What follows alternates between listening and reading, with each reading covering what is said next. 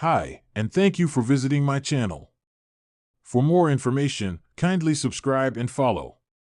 Now let's get started. A former WWE superstar revealed having backstage heat with Paul Heyman for all the things he did in the past. Stevie Richards recently discussed why Heyman doesn't like him despite working for him in ECW. Richards made his name in ECW under the tutelage of Heyman, who was the main booker of the promotion. However, his departure in 1997 to sign with WCW tarnished the relationship they had despite working for WWE a decade later. On the latest episode of The Stevie Richards Show, the 21-time hardcore champion explained that many in ECW were unhappy when he left to join rivals WCW. Paul Heyman hated his decision, with Richards claiming that his poor stint in the reincarnated ECW in WWE was a receipt for jumping ship. "I got buried in the new ECW, probably rightfully so, because Paul, Heyman, never forgot what I did to him in ECW. That was the receipt on me, so yeah, everybody was mad. I left Blue, Mini, and Hollywood, Nova high and dry with the most successful gimmick that any of the three of us have ever had up to that point. I disappointed and let down and screwed over a lot of people," Richards said. From 7:57 to 8:27. Despite what happened in the original ECW, Stevie Richards returned briefly in 1997 after just 4 months in WCW. Richards wrestled on the independent circuit for a few months. Stevie Richards credits Paul Heyman for helping him make a name for himself. Despite the heat between him and Paul Heyman, Stevie Richards has the utmost respect for the WWE Hall of Famer. Richards credited Heyman for helping him become a household name in ECW and wouldn't be who he was a wrestler without the wise man's guidance. "I would not be where I am today if it wasn't for Paul Heyman. Paul produced me. He had patience, he disarmed me, he made me feel comfortable in my own skin when doing promos. He featured me, he made a guy with Daisy Dukes and a half shirt a viable world title contender and probably the roughest wrestling promotion that would never like a guy with that presentation," Richards said. From 12:08 to 1300 hours. Richards retired from pro wrestling in 2021 and is currently a podcaster on his own YouTube channel. "Paul never forgot what I did to him. The world of professional wrestling thrives on drama both in the ring and backstage. For one former WWE star, a years-long grudge with Paul Heyman, one of the industry's most influential figures, became a defining chapter in his career." Sitting down for an unfiltered interview, the wrestler opened up about the backstage heat with Heyman, admitting to mistakes that let down and screwed over a lot of people, including the ECW mastermind. The early days, opportunity, and betrayal. The story began in the mid-2000s when the wrestler, whose name remains a staple in wrestling lore, was recruited to WWE. Known for his work on the independent circuit, his unorthodox style and charisma caught Heyman's attention.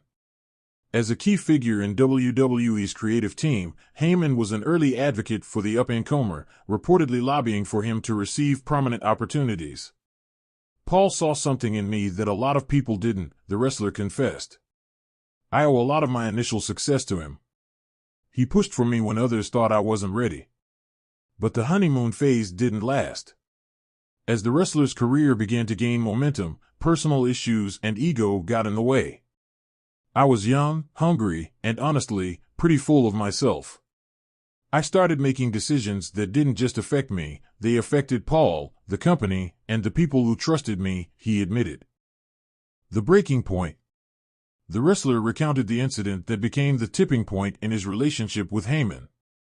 During a high-profile storyline that Heyman had painstakingly crafted, the wrestler no-showed a major event due to contract disputes and personal grievances. "It was the biggest mistake of my career," he said, visibly remorseful. "Paul had put his reputation on the line for me, and I completely let him down. I didn't just no-show, I embarrassed him in front of the entire company." That kind of betrayal sticks with you. Heyman, known for his fiery temper and sharp tongue, didn't mince words backstage. According to the wrestler, Heyman confronted him directly. "He didn't yell, which almost made it worse," he recalled. "He looked me in the eye and said, 'You've made your bed, now lie in it.' That's when I knew I had crossed a line I couldn't uncross. The fallout.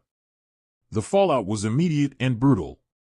The wrestler found himself sidelined in WWE, his storylines abruptly dropped, and his reputation in the locker room tarnished. People stopped talking to me. I became the guy who screwed over Paul Heyman, and in this business, that's the kind of thing that follows you everywhere, he said.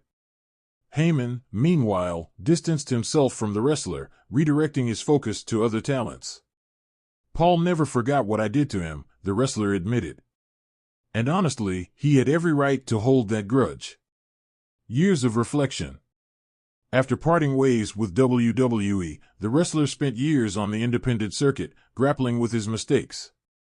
He worked tirelessly to rebuild his reputation, often addressing his past shortcomings in interviews and apologizing to those he had wronged. I screwed over a lot of people, not just Paul. My behavior back then hurt my peers, the fans, and ultimately, myself. I spent years trying to make amends, but some bridges are just burned for good, he said. The unexpected reunion. Years later, the wrestler and Heyman found themselves working under the same roof once again, this time in a smaller promotion.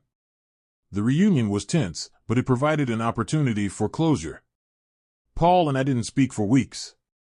Then one day, he pulled me aside and said, "You've got 5 minutes, say what you need to say," the wrestler recounted.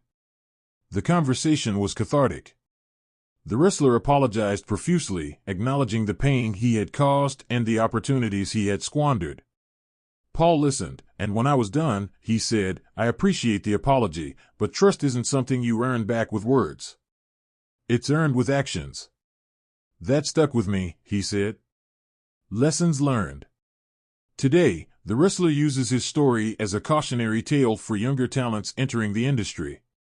If there's one thing I've learned, it's that you don't get many chances in this business, and when someone like Paul Heyman believes in you, you don't take that for granted, he said. While he acknowledges that the relationship with Heyman will never fully heal, the experience taught him valuable lessons about accountability, professionalism, and respect. I'll never forget what I did, and I'll never stop trying to be better because of it. Paul Heyman may not forgive me, but he made me realize the importance of integrity in this business, he concluded. Paul Heyman's perspective. When asked about the incident, Heyman offered a typically sharp response. The wrestling business is built on trust, and when someone violates that trust, it's not just about them, it's about the people they affect. I have nothing but respect for those who learn from their mistakes, but my focus has always been on the future, not the past, Heyman said in a recent interview. A redemption story in progress. While the wrestler's career may never return to its former heights, his journey is a testament to the resilience and introspection required to survive in the tumultuous world of professional wrestling. At the end of the day, I'm still here. I'm still fighting, and I'm still learning, he said. And if my story can help one person avoid making the same mistakes I did, then maybe it was all worth it.